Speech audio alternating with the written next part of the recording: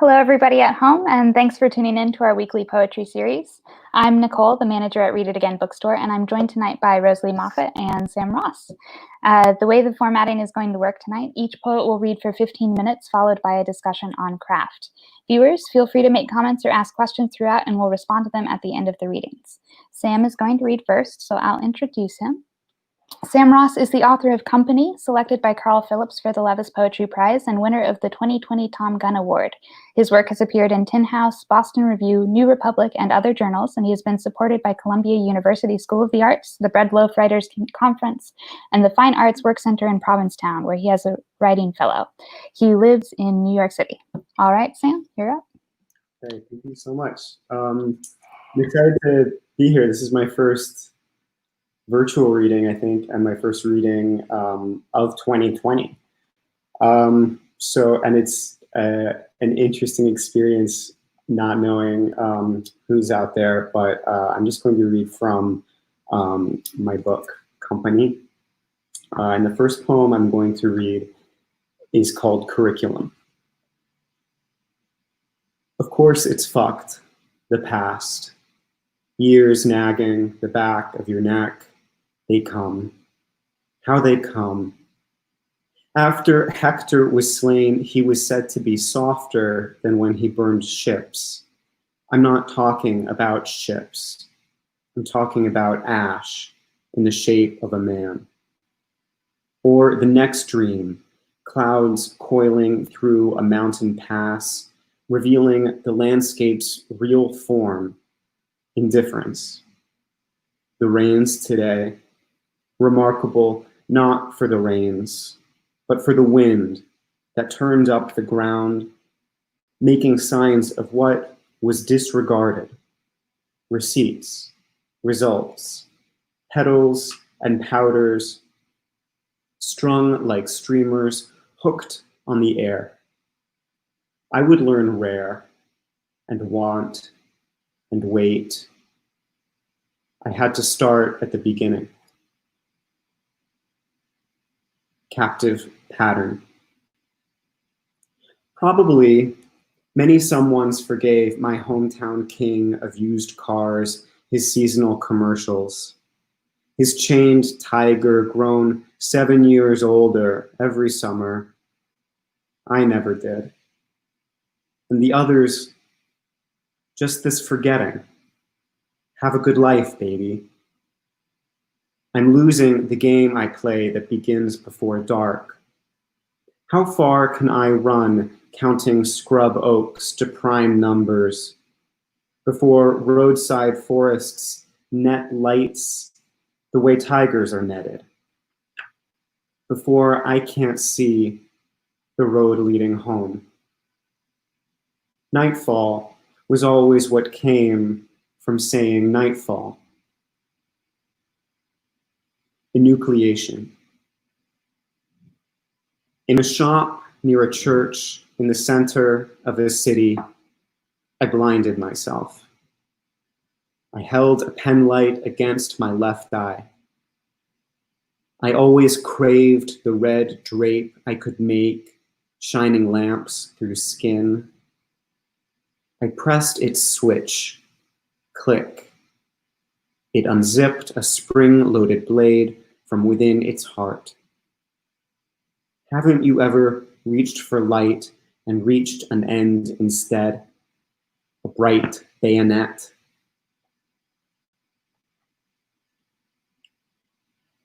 Polaroid, bondage, circa 1973.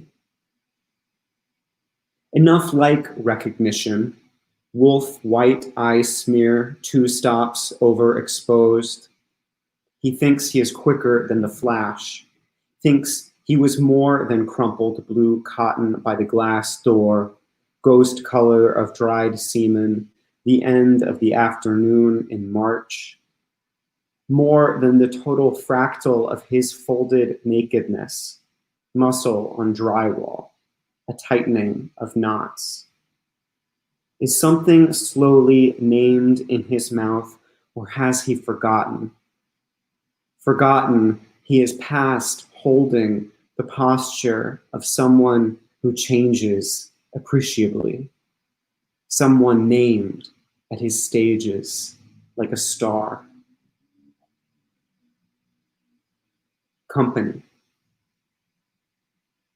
If it wanted a companion, what the whale got was us, regarding its beam of bone, 10 feet blotched with hide, capped pink with seal gnawed meat, washed up at Pilgrim Heights. Though the bone would not generate, would not be lit by the moon's white cords and accumulate flesh, weight, more bones, would not be rolled in a carpet of salt and dragged seaward to allay an ache so great it gave grounds for sacrifice.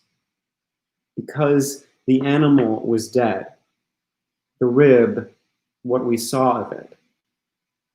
Apart from the flesh of my flesh bit in Genesis, the only book the word rib appears in the King James is Daniel's. The king's dream of tempest-wrecked seas, out of which emerged horrible beasts. One, a bear, holding ribs in its teeth.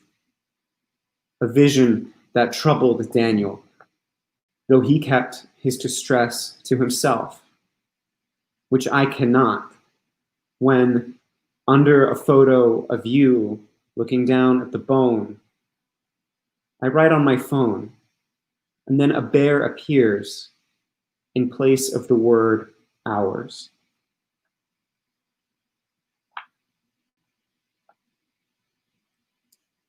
Pro tem. I was the paperback next to your figurines. 1 dozen cassettes packed in a shoebox. I could pack up quickly. I was your tenant, your boarder, convenient, your roomer, a good sleeper in. Could sharpen the rusted instruments, knitting needles, a proper cheese knife. To me, the lawns always looked to be waiting for blankets or rain.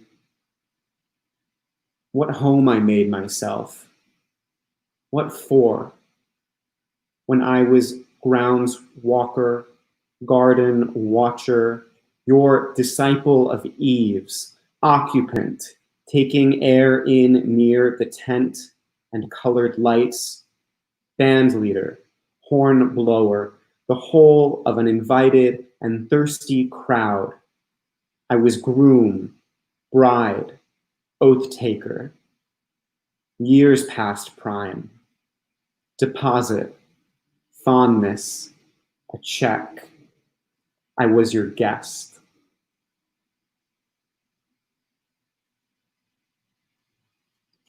Accompanied. Past the 10,000 days? Yes. Still it comes, passes, comes, thrill. Like 7 great humpbacks hoisting above the surface their corroded spades. How did it come to this? The boat fumes near erotic choke, opal shine of the wandered out tide. Anyone waiting in a base gathered glimmer pool grows more mirage than reflection, more approximate than indigo. So, see, how alone can you be?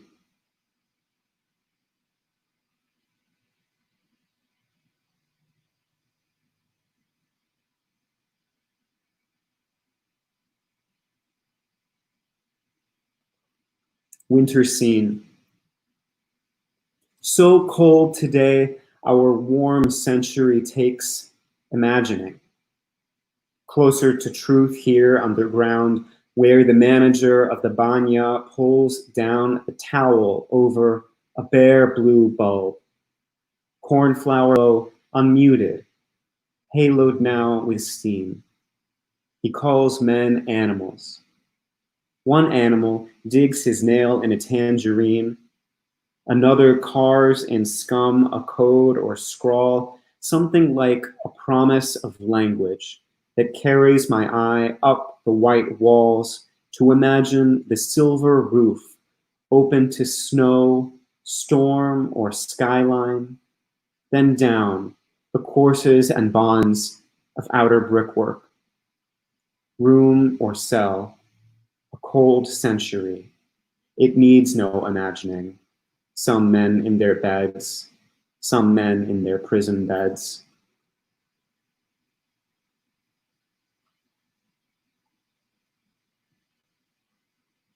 Soul in Leo. Shooting a .22 is perversely gentle. There is no real kickback. It is simply an insistent digging in the shoulder, trailed by the sour smell of burnt gunpowder, shells sputtering from the magazine in a ticking of brass.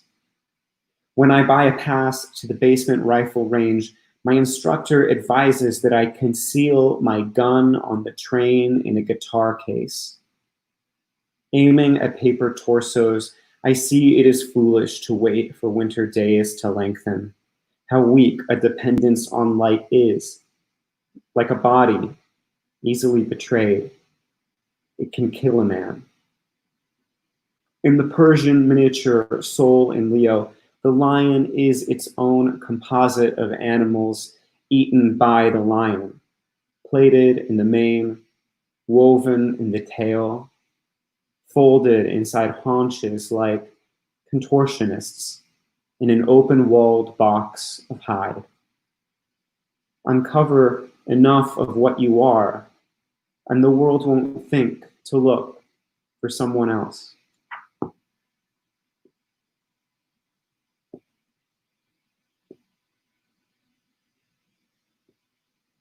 Water Street. I saw a python around a man walking towards me on Water Street, but it wasn't a snake. It was a ram's horn, the length of his arm curling to his wrist. Catching night light, the horn shone a silver scar across gold-slicked ochre and black. The man wore a fine blue suit. Because I had expected to see one thing living, I was afraid when it was another, made entirely of bone, that seemed to be crashing in a field that was a part of the man, and also his covering, a deep blue battleground of silk and wool where life touched life.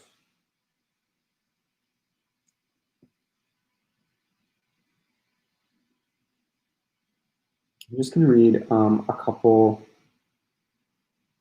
more poems, and I'm deciding on the fly what those are going to be.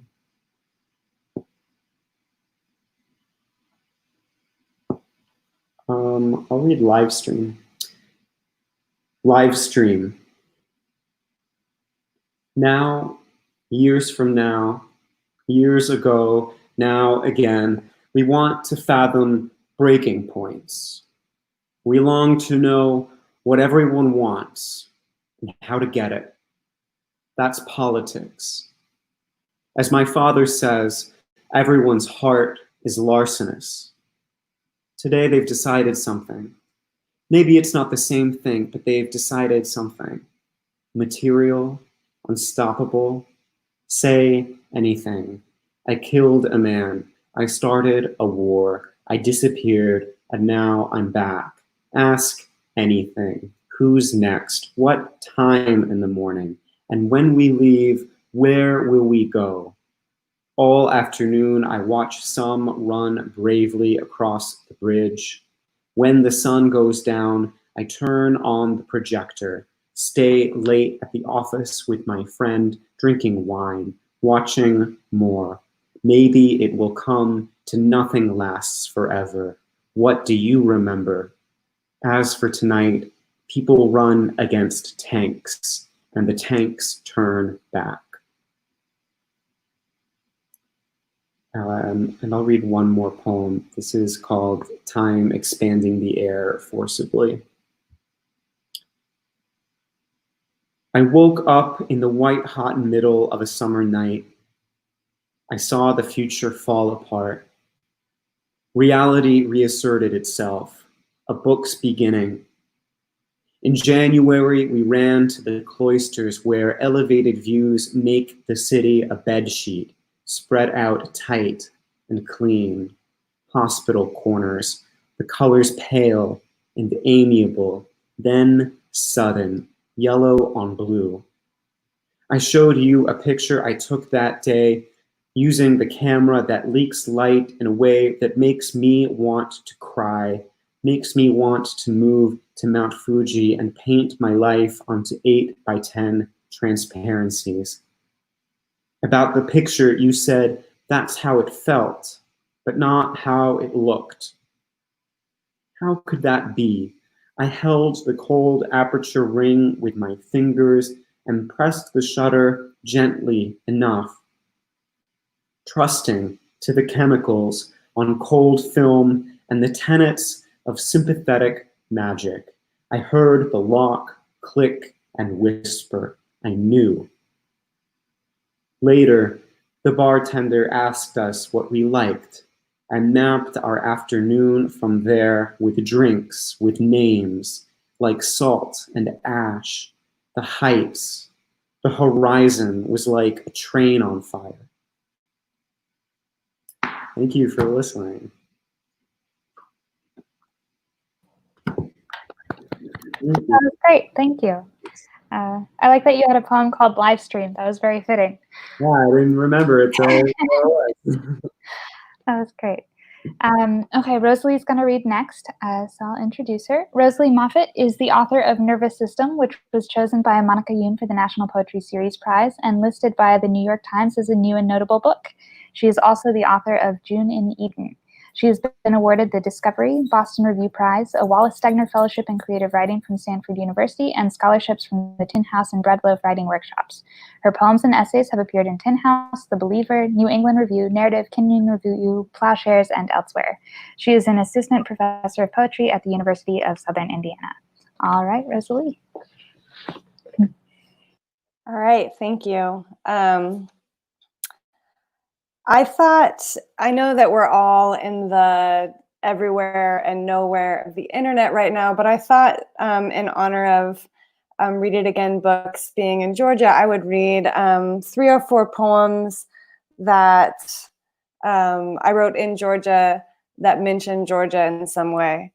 And the first one I'm going to read is titled, and these are new poems. These are I have Nervous System here to hold it up and promote it, but these are new ones that aren't in there. So the first one I'm going to read is Giving Away the Dental Hygienist's Idea for a Patent. Look, I said, I'd love a revolver, love to bother the silence with my aim, hole a target. It's like bowling, but with a more fearful invention. It's fun. Haven't you ever shot one? This, my dental hygienist on the AR-15. She was holding something sharp in my mouth, so I made no reply. I knew what I was getting into moving to Georgia. That was a lie. I'd told her regarding the revolver, I'd rather the silence be left alone, prone as it is to destruction. In each classroom I'm assigned, I inspect the glass door, what filing drawers I might fort up to survive. My dental hygienist has $1 million idea for Kevlar-covered desks. They sell, I say, like hotcakes. Or like those Chick-fil-A chicken biscuits the kids are forever eating before school, really like ammo post-shooting. She scrapes my teeth clean and confesses she wonders if, faced with a need, she'd be able to muster what it takes to pull the trigger. Look, I say, I'm no stranger to guns, know firsthand what they make of a tin can.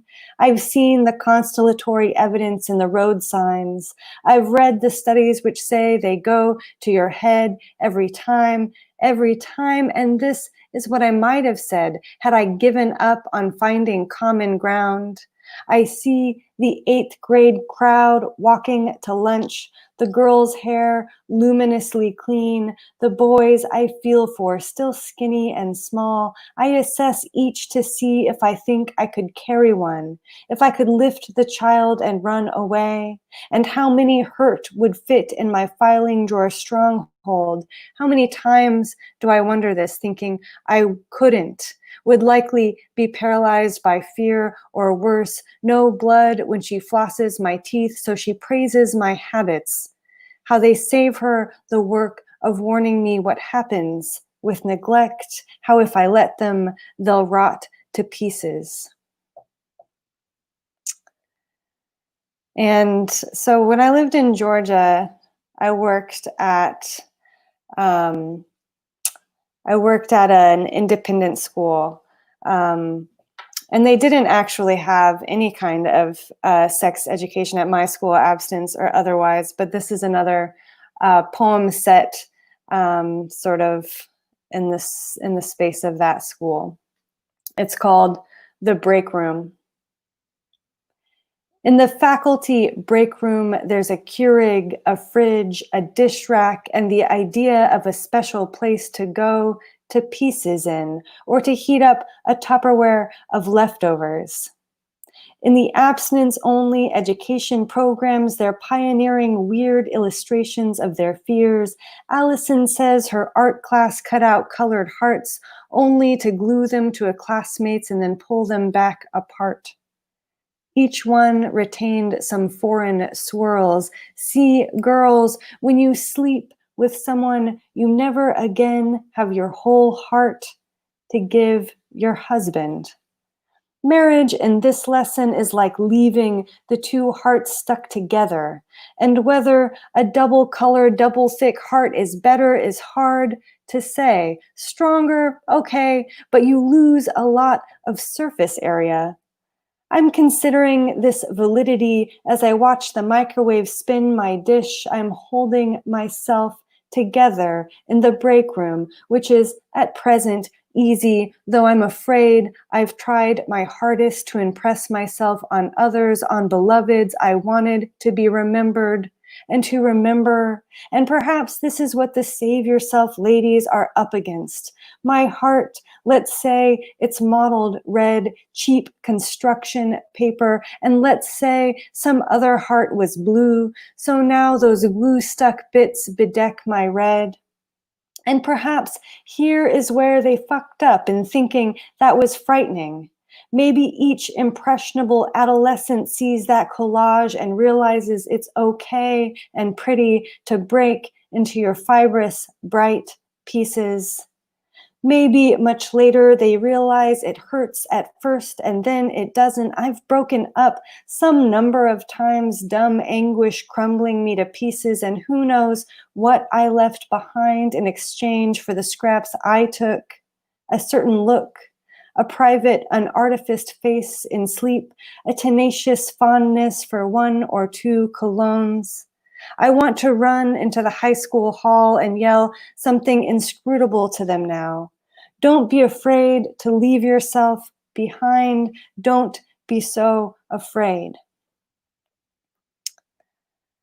All right. So I learned in the writing of this next poem, I like to do research and for my poems, and this one involved looking up the history of Scrooge McDuck, who, the image of some, money bags jumping into a pool of money swimming, like that came from Scrooge McDuck. So this poem is called Nest Egg. Logging in to check the pie graph of one's 401k, boring, miserly pastime of the 21st century. No lovely clunk of a gold doubloon, just Scrooge and his Tia Cruff password. Just Scrooge McDuck and his new bird body. My first time in Georgia, it was August, and I was aghast at the snow floating in the blue sky. Hide your eyes, McDuck, every time we find ourselves driving in the wake of a chicken truck. Point is, most miracles can be pinned on other people amassing money in offshore accounts. Once, I saw rocks slide up on the bank as the surf crashed in, true phenomenon of phosphorescent plankton. Once, the power went out in a packed stadium and the ring of stands fired up with that exact blue-white plankton light from flipped open flip phones. From above, there must have been one shining eye in the pitch black of the rest of Dakar. The pie graph is a joke. It shows only what you have now, as if that's enough to illuminate enough of a patch of the quiet dark of the future.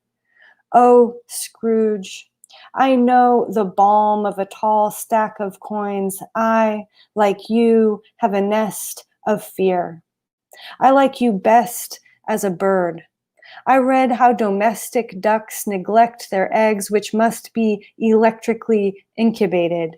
Warm bulb which nursed current from the wall socket to make you take form, made you take all the currency and hold it to the light to see if it could be changed from coin to mirror, from mirror to periscope, to peer into the unknown. Ah, Scrooge, it feels like it works, doesn't it? You were the first duck to dip your spats into an Olympic pool of money, even as you dove, even as the children rubbed in disbelief their fists across the dollar signs in their eyes. Someone watched the scales shift, felt the digits of the budget loosen their chokehold. All right. I actually am just going to read this one last poem, Saying the New Grace. The news says the first baby's been born from a deceased donor's womb. How will it feel to grow up knowing once that cold and miraculous room? My bet is no one will ask, and perhaps not much to say except, well, here I am. Gratitude clings above the bus stop in a tree, the thank you printed plastic bag inflating, deflating a wind lung. On the screen, my pop-up ads, freeze your eggs just to be on the safe side. The news says Generation Z is the loneliest, and that loneliness is the same as 10 cigarettes a day. The teens are breathing the fumes of their bright, virtual world. The stream near my house is one I imagine a child would love. Tiny minnows, snails, it's an odd, polluted green, how it feels to be the little fish, or how they measure the harm of 10 cigarettes, who knows? As a kid, I seldom ate sweet cereal, and my mom made all our meals. Close calls only came later, in cars, when I popped pills whose provenance was mysterious, or escaped houses of men who turned dangerous. Though one claim to fame is I never was lonely, just in a fantasy I marshaled to be on the safe side. The viral news cycle dictates I fixate on the wall, kids in Walmart holding cells, and the truth of Russian nesting dolls. The egg of me having once been enclosed in my mother, even as she waited in her mother to be born. So now, knowing myself to be a crowd, the next 2 generations and I round the corner, tripping the motion sensor in the freezer aisle, so blip, blip, blip, all the way down, a flickering on of lights, a dim little dawn.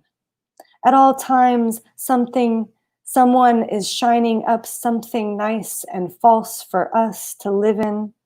I think frozen pizza is a marvel. I think if someone were to ask almost any question, I'd have nothing truer to say than, here I am. Thank you. That was great. Thank you. I like that your poetry research involves DuckTales, as all good research should. Okay, so we can move into the discussion portion of the evening now and open it up to any audience questions. So if any viewers have anything they'd like to ask, just post it in the comments and we'll address it. Meanwhile, Sam and Rosalie will get started on a conversation about craft. Rosie, do you want to go first, or I want to go first? I have questions for you. Okay. Well, I am a little, I think I'm a little, not at sea, but I might have to like veer course a bit, because I thought you would be reading from nervous system because it's still so new. But I think my questions can still relate to that book. And one of the biggest ones was nervous system felt like such a research heavy, not heavy, but like steeped in research kind of book. And I was curious, like process wise, how do you go from conducting research, whether it's about spiders as much of nervous system is, or the brain as that book is, or Scrooge McDuck, like how do you go from the taking in of information to like the lyrical or creative space? Does it feel like there's a hard switch that you're flipping, or does it feel like the research is also a creative thing and it's all happening at the same time? I think that's an interesting question, and my first impulse was to talk about the experience of research as being one of like delight, like finding, like uncovering things that I'm just so excited about. And then moving from that to bringing things together, because I think that's where the creative process happens, is when you take things that don't seem like they belong in the same place to be in the same place, and then sort of like that chemical reaction is what feels the most like what it is to write a poem without any research for me, where I'm bringing things, I'm sort of like petri dishing, like bringing things in and sort of seeing how they react to one another. But in a schedule way, like in a really specific, like regimented way, like are you researching and that's research time, and then writing? Or are you researching and writing at the same time? Like how, is there a lag time between from when you take in information or a fact or science and when you write the poem, or is there a faster turnover? I think it's all really happening at once. Like I think I turn sort of to research sometimes when I'm stuck and I'm like the person that has like 8,000 tabs open. Yeah. So I can like oscillate really quickly all the time. And I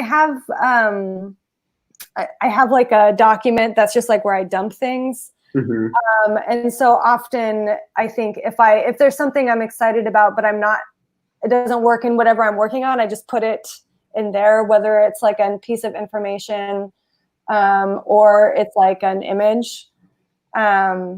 So there's I love the idea that I would be so organized to be like, well, on Tuesdays I research and on Thursdays. Yeah. But it's not like that. Yeah. It's hard, and I'm trying to remember too, because I think it started out being very much, that book started out as a lyric essay. And it was very much like I would find sort of a fact and then respond to it in a personal way, and then find a fact and respond to it in a personal way. And then I got stuck writing prose and then sort of like cannibalized it for what turned out to be the book. Yeah. So that's sort of what the generating idea was behind it, but then it veered off into sort of general chaos as I continued. Yeah. Mm-hmm. Do you want to fire another one, or do you want to try? No, I can definitely keep going. Speaking of like, not cannibalizing is the wrong word, but kind of like revisiting the same space or territory. It seemed to me like Nervous System was revisiting some of the ideas and narratives like expressed in your first book in a way that, for instance, like the poems that you read tonight don't. And I was curious, like, if you were nervous about doing that for a second book, if you were nervous doing that at all, or if it felt different in some way that gave you a confidence, or if you're just naturally confident. No, I was nervous. I think that someone, it might have been Justin Baining at Bread Loaf when we were working in the sound booth together. Someone was like, this person just published the same poem in 2 different books. It's fine, you can do that. And I was like, oh. And I needed some of the poems that appear sort of in isolation in my first book, June and Eden, to fit into spaces in Nervous System, because it's not a narrative but there's sort of a narrative arc, and there's information in those poems that I needed to make it make sense. But I was concerned, and then I had these holes in the sort of like my project that people are like, this doesn't make sense coming after this. There are these holes, and I think just like out of necessity, I brought in some of the moments and some of the images and concerns that were in June and Eden. What is, I think, probably the most true is that books don't necessarily maybe neatly fall into 2 separate entities, and that there are poems in June and Eden that should have been in the next project. Mm-hmm. I think it sort of overgestated as it was waiting to be published, and that's also sort of how that transpired. But I wasn't confident until I saw how necessary it was. Yeah, that makes sense. Yeah. I mean, they're both. I don't think that June and Eden reads as like overgestated or anything, and they're both so kind of like discrete and of themselves that it doesn't feel repetitive at all. But you are having a reader who has read your first book. Like, I think in some ways it will be like a great pleasure to visit some of the same territory in the second book that comes in. I think the register lyrically is a little different, but formally it's also very different. Like it is so much its own thing and its own kind of like texture and tempo and space that it's I don't know, it's like seeing a movie by the same director, a different movie by the same director, like both about like mothers, you know? It's like those are going to be very different, but if you know, you know. Yeah, and I think I have like zero idea if anybody's watching or out there or so. But I was gonna say that June and Eden or Nervous System. This book is one long poem. Like it's one long poem in sections that sort of gives this.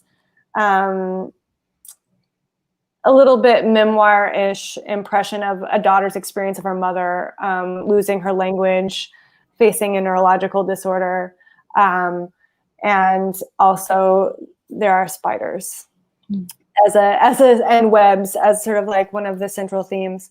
So formally, it was just something I never expected I would ever do. So when I was writing June and Eden, it was just like not even like to write a book length thing was like not even. I just assumed I would never do that for some reason. Speaking of not sure if there's anybody watching, there is one audience question that says, please tell us how to write about sex and sensuality. Damn, that one is for you. I think that, I don't, it could be for you, Rosie. You know,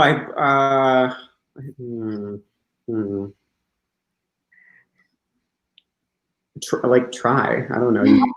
Like I think treating, desire the same way one would treat any topic, which is with curiosity and skepticism, and like a high bar for yourself. I think it can feel like such a relief when you first write about. I feel like I didn't write poems about desire when I was, for instance, in school, and so I started to write them outside of school, and it felt like kind of a relief, like, oh, I'm like sort of letting go a little bit of like the objective correlative and being a little more explicit and direct, and that itself kind of provides like a rush and a pleasure. But I think not mistaking that rush or mistaking like a declaration for like an interesting piece of writing, or it's just like maybe it's something that you needed to write, that doesn't necessarily mean that it it's the only thing you have to say about anything. So I don't know. I mean, that's it's kind of a dodgy answer, but I feel like that question is so big. It's like, how do you write about anything? Mm-hmm. I mean, well, can I piggyback on it to ask another question of you, Sam? Yeah. Because one of the things I think is so interesting about your book is, which is beautiful. I hope everyone buys it. It's a really beautiful book. Is how well you do something that I think is so on my mind lately, which is how to write about public events or public knowledge in a way that interweaves it with personal moments of intimacy. Yeah. And I think there's one thing that maybe was an interesting foundation for that, which is that like being queer, you're like sort of what would be intimate becomes like this explicit part about you, this defining in a way that it doesn't for straight people. Yeah. And I was curious about just how you think about that, how you think about navigating sort of like the space between like outside and inside. Yeah, I think it's a great question, and it's one that I'm constantly kind of like wrapping my head around. In some ways, I can feel resistant to like I love being queer. I'm very proud of being queer. There's ways in which being like identified as a queer writer can feel both like a really wonderful like acknowledgement from peers or anyone, and also kind of like I'm like any writer. It's that kind of like blurring of the public and the private. It's like I started thinking about it seriously when I was in graduate school and I was reading Martha Nussbaum, who's an ethicist and philosopher, and was writing about disgust, the history of the idea of disgust, and who and what gets classified as disgusting, and how that emotion becomes like reified through policy and language and history.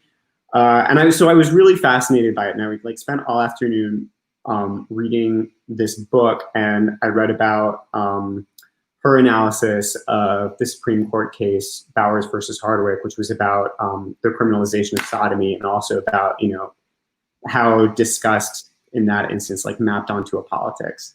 And I just like wrote this lyric poem afterwards that like on its surface has nothing to do with the parties in Bowers versus Hardwick or like political history per se, but I felt like that it kind of relates to what you were talking about. That was a moment for me of like research and personal experience, like being the jumping off point to like the lyric, a lyric exploration or like a lyric artifact of thinking. And so treating your thoughts around that subject like as material with which to make something that is itself separate from you. I think about it in terms of like languages like materiality a lot. You know, we talk a lot about identity and about biography and confession, but in another way, you know, the poem is a material thing, and you're shaping it with your influence, but also with, you know, your actual craft in your hands and your eyes, and so what comes out, you know, people can draw a map back to you, but it's still what it is on the page. And I am primarily mostly interested in that thing on the page, how it looks, how it sounds, where the lines break, what the lexicon is. Like, that's the thing that interests me most. And I think, like, from there, I don't know, I hope there's like a meaning from that, but I don't know. I'm babbling a little bit, but does that kind of address it, or? Yeah, I mean, I was just going to say that I think that the way that these poems feel is really interesting to me, because they feel very personal and they feel very intimate, but they don't feel confessional. Like, they don't feel... I don't use it as a pejorative either, by the way. Like, right. Confessional is great. Yeah. Confessional. Yeah. I think that idea that these are existing as art, as artifact, is one that makes, particularly for your book, makes a lot of sense. Like, they have been shaped into artifacts. And I also wrote down a lyric artifact of thinking, which I thought was a lovely phrase of yours. I had a question for you. So you're an assistant professor of poetry at the University of Southern Indiana. I'm from Indiana, so go Hoosiers. But my question isn't about Indiana or place, it's about teaching. Like, what's your philosophy of teaching poetry? Oh, that's fun that you should ask that, since I am working on my tenure and promotion portfolio. But at different levels, it takes a very different shape. So my initial sort of goal for beginning writers of poetry is to broaden their understanding of what a poem is, to broaden their understanding of what tone can be, what it can look like. Like, it can be funny is one that I find, like, for some students that just like clicks open something that Mm-hmm. had been sort of tightly shut. And I think for one that can be, and one of the ways that I manage that feeling too overwhelming is to show, we do like on day one, this like speed through evolution of poetry, looking at like, well, here are these forms, and here's where they began to sort of be questioned or degrade, and here's where people began to talk about sort of taboo subjects, and here are prose poems, and so they can sort of like get some feel of this lineage to be part of that open this wide space for poetry. And I think one of the things that's really critical, moving from that into refining, maybe into like the upper level classes, is that question of where the poem takes place. And Mark Strand said that the poem takes place, and this sort of goes back to the question I asked you, where the personal and the strange and the subjective meets the shared and public and agreed upon world. Mm-hmm. Like, it exists on that border. Mm-hmm. And it can swivel out and it can swivel in. Mm-hmm. And one of the things that I think is really interesting is just like, how do you go through your life with an awareness that allows you to bring it to the page, that allows you to bring it to a poem? Mm-hmm. And what images are you obsessed with? What things are you obsessed with, and why? Mm-hmm. And that question being sort of in that place of hinge. I think that, you know, as I get into like final year, you know, I teach undergraduates, understanding themselves as artists, understanding what they want to be doing, is a big question that I think is a really difficult one. And I'm not sure I had much of a grasp of it when I was a senior in college, but just like opening that sort of portal to be like, I have something to offer. I'm doing something unique. How do I situate myself as a contemporary writer? Looking at what I've written so far, I mean, how can I push all of that further? So those are the kind of like questions I bring to that time, I guess, in my students' lives, that time in their lives as poets. That's interesting.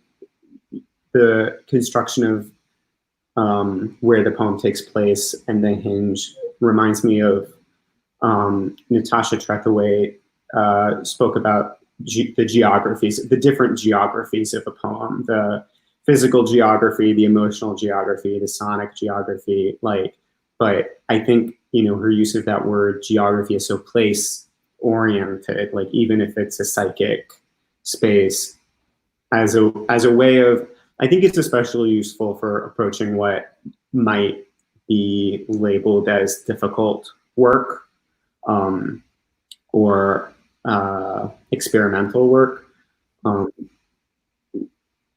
Do you find yourself, do you feel like you teach do you think style is something that is part of how you teach?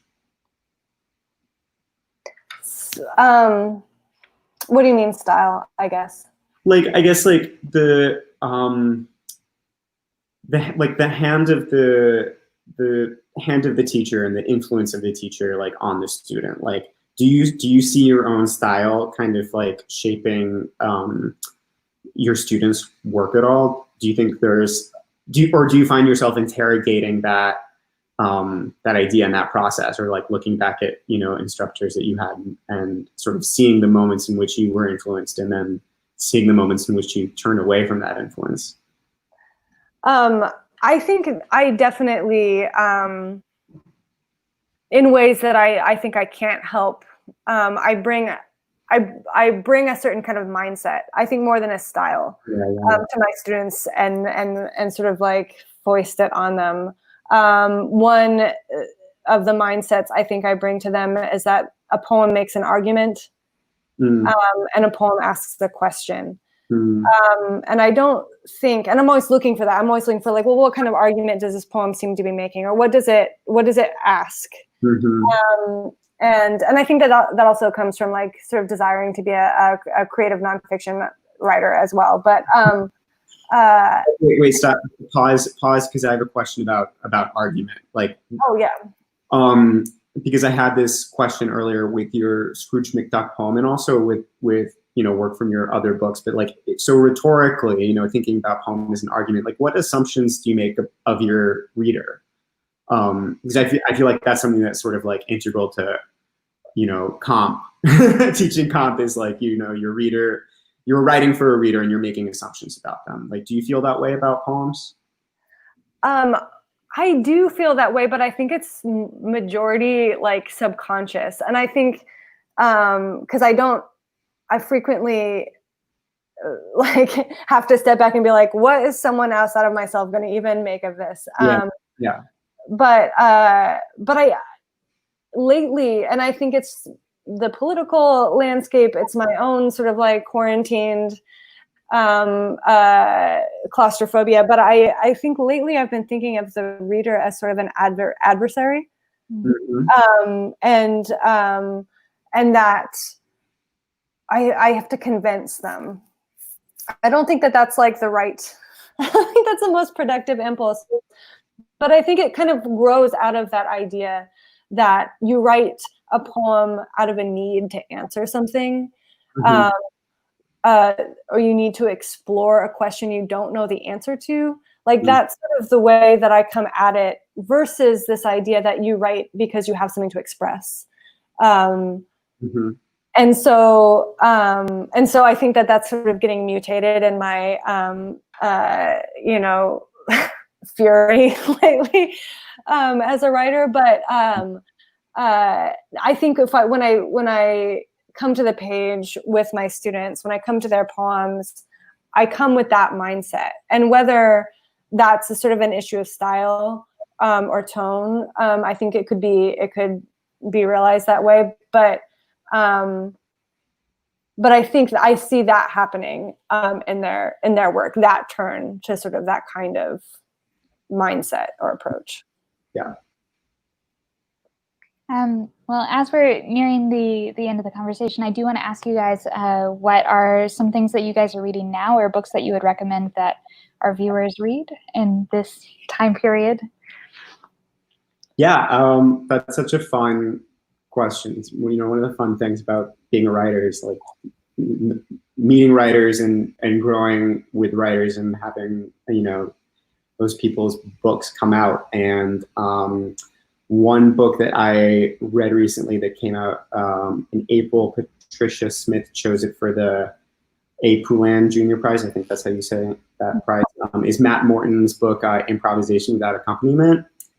And I was excited to read it because I like Matt's poems a lot. And then when I read it, I was just so completely, I just loved it so much. I thought it was so brilliant. It really, like, I honestly haven't been reading a lot of new stuff during the pandemic. I've had a really hard time concentrating on anything. Mm-hmm. And so it was such a pleasure to access this book. Another book that is really special and brand new is Witch by Philip Matthews, which is out from Alice James Books in April. Philip Matthews is kind of and he's like a mystic of ecology and the spectral. His poems are like endlessly challenging and fascinating and sophisticated, and they ask of you, I think, kind of something that not a lot of poets ask of you, which is really exciting. Mark Bevins' new book, 13th Balloon, is out, and I haven't read it yet, but I'm really excited to, because everything that I've read from it, I think, is so beautiful, and in such a different style than his earlier work. It makes it exciting to kind of see a poet take a turn. And there's a poet who I've been following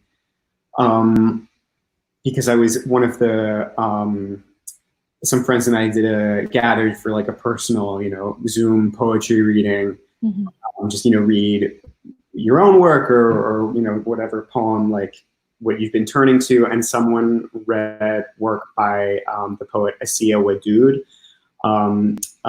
a poem that blew me away called, I think it's called Still Life on Lesbos.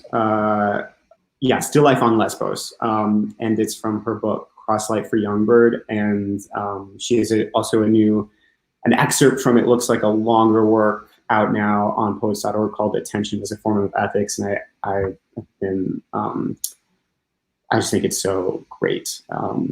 And non-poetry, I know I've been talking for a long time, but non-poetry, I'm not a big audiobook guy, but like, again, I've been having a hard time like reading. Mm-hmm. So I listened to the audiobook for a book of short stories called Whatever Happened to Interracial Love by Kathleen Collins.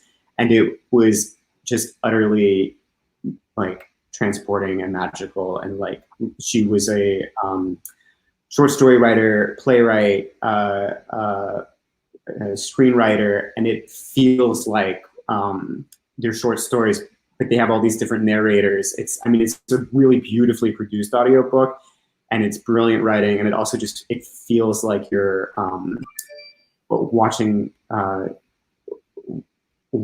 something. It sounds a little trite, but I don't know. It was just incredible, and it's probably the best thing that I've Yeah, I'm pretty sure we have a used copy of Whatever Happened to Interracial Love at our bookstore, so somebody should buy that. You should buy it. It's so good. Please buy it. And if you do want audiobooks right now, if you're having trouble reading, Libro.fm is like an alternative to Audible, where money goes to indie bookstores instead of. Oh, cool. Oh, I didn't know about that. Great. Yes, so people should check that out. Okay, Rosalie, what about your book recommendations? I second Matt Morton's book also. It's a great one that if you want to spend time with a book, that's a really great one.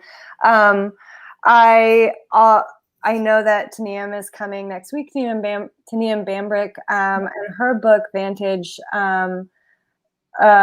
is, I read it, which I rarely do, just like all in one sitting, and loved it. Sort of like brings together an ecological sort of point of view. Vantage is this town in Washington that I grew up in Washington, so this is also very close to my heart, where there's a dam. I grew up next to a dam, and sort of the ecology of the dammed reservoir and the town that was flooded underneath it, and then also is really just wrenching in a personal sort of way. And so I think that that's a fantastic book. A fellow NPS winner, Jake Skeets, I've been reading, kind of returning to his book, Eyes Well Dark with a Mouthful of Flowers, which I have here. Taniyam's book is like stuck in my office on campus where I can't go. So I can't show it off, but this is Jake's book. And this is, it feels sort of very different from anything I've ever read. And it's really beautiful. And then I know that this is just like apparently a cliche recommendation at this point, but and it's not a new book, but looking for what to read in this particular moment in this time. To go back to teaching, one of the things I did this last year was to teach a course that was sectioned by subject. So we had writing joy, writing sorrow. And this is just like, which is Catalog of Unabashed Gratitude by Ross Gay. It just like sits right in the middle of both of those things in a way that I think is really interesting and really admirable, and something I'm trying to do also. And those are my recommendations. Thank you. Yeah, those all sound fantastic. And like Rosalie said, Taniyam Bambrick and Dorothy Chan are going to join us next week. So everybody should tune in again then, next Friday at 8. We'll all see you then. Thanks, everybody. Good night. Thank you.